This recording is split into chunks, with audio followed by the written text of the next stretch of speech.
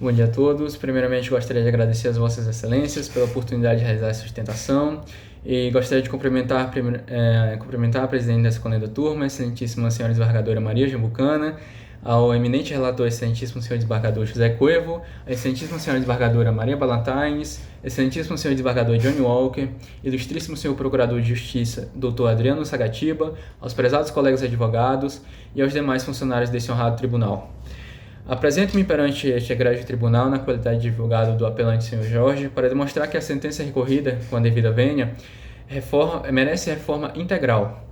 Vossas Excelências, o presente caso nos coloca diante de uma questão fundamental do direito civil brasileiro. Até onde pode o mandatário quando recebe poderes gerais de administração? A resposta está na estrutura normativa que o legislador cuidadosamente construiu nos artigos 661 e seguintes do Código Civil. E essa resposta é clara: o mandato geral jamais autoriza atos de alienação. Permita-me contextualizar o conflito sobre uma perspectiva que vai além da mera literalidade dos dispositivos legais. Estamos diante de um empresário que, confiando na expertise de um gestor, delega a administração de seu patrimônio imobiliário. Administrar, Excelências, significa gerir, conservar, otimizar rendimento, celebrar contratos de locação e realizar manutenções.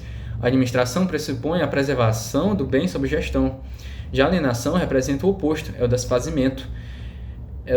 É a disposição definitiva do patrimônio.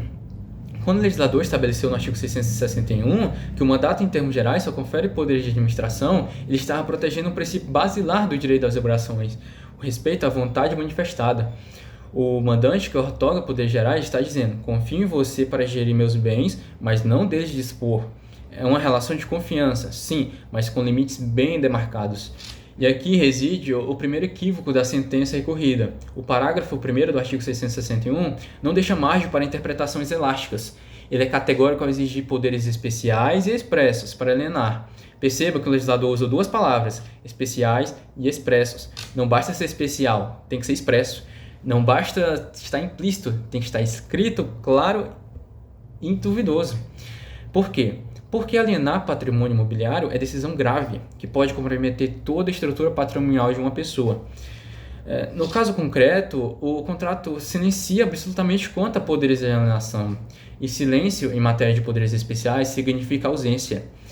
Não se presume autorização para atos dispositivos. A doutrina já é pacificada ao afirmar que a procuração deve ser interpretada restritivamente, não se admitindo que o mandatário pratique atos não compreendidos expressa ou implicitamente no mandato. E aqui, nem implicitamente se pode falar de autorização para vender. Avançando na análise, Excelências, o artigo 662 do Código Civil estabelece uma consequência jurídica límpida para o excesso de mandato, a ineficácia perante o mandante. Mas o que significa ineficácia nesse contexto? Significa que o ato jurídico pode até existir no mundo fenomênico. Miguel, de fato, assinou um compromisso de compra e venda, mas esse ato não produz efeito em relação a Jorge.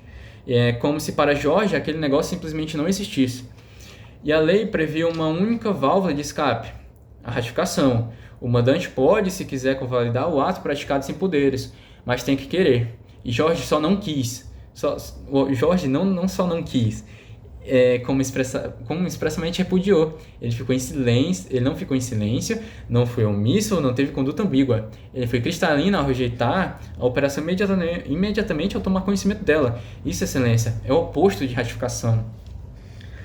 Agora, quanto à questão da remuneração, é preciso compreender a lógica contratual estabelecida entre as partes. A cláusula previa 5% sobre as operações lucrativas da gestão, mas atenção, operações de gestão, não de alienação, operações lucrativas, não de operações frustradas.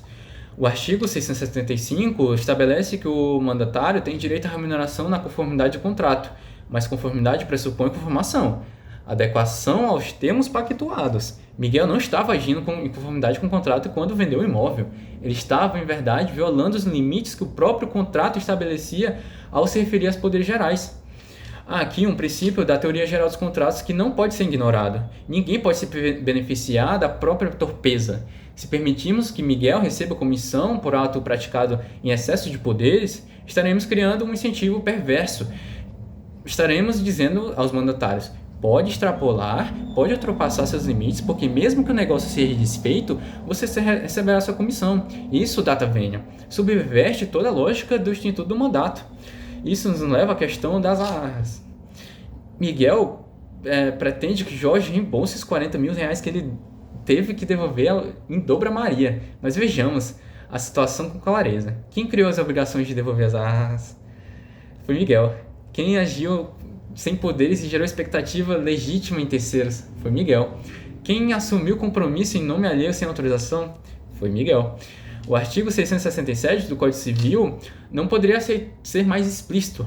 O mandatário responde pelos prejuízos causados por sua culpa. E aqui não estamos falando de culpa leve, estamos falando de culpa evidente. Miguel, profissional da área, gestor experiente, não poderia desconhecer que vender imóvel exige poderes especiais. Se agiu assim, foi por negligência, imprudência e imperícia. Aceitar o reembolso das arras seria inverter a lógica da responsabilidade civil, seria fazer a vítima pagar pelos erros do agente. Jorge não praticou da negociação. Jorge não conhecia Maria, não recebeu o sinal, não teve qualquer benefício. Por que deveria arcar com as consequências? Excelências, o direito se funda em princípios e um deles é a segurança jurídica. Se hoje admitimos que mandatários podem extrapolar poderes, receber comissão por atos não autorizados e transferir prejuízo de sua culpa aos mandantes, estaremos fragilizando todo o instituto do mandato. Estaremos dizendo que contratos podem ser descumpridos sem consequência, que limites podem ser ultrapassados com prêmios, que o causador do dano pode ser eximido da responsabilidade. A sentença recorrida, embora bem fundamentada em outros aspectos, não enfrentou adequadamente essas questões. Ela não ponderou que a ausência de poderes especiais expressos é requisito legal insuperável. Ele não considerou que a ineficácia é consequência automática do excesso de mandato não ratificado. Ela não avaliou que a remuneração pressupõe atuação ilícita e nos limites contratuais. E ele não aplicou corretamente o artigo 667, que responsabiliza o mandatário pelos prejuízos culposamente causados. Por essas razões, respeitosamente, requer que este egrégio tribunal que reforme essa sentença para julgar totalmente procedentes pedidos autorais, condenando o apelado nas custas e honorários de ambas as instâncias e a justiça que se espera, certo, que este coleno tribunal, com sua reconhecida sabedoria, restabelecerá o equilíbrio e a justiça que devem presidir em relação de mandato. Muito obrigado a todos, vossas excelências, tenham um bom dia.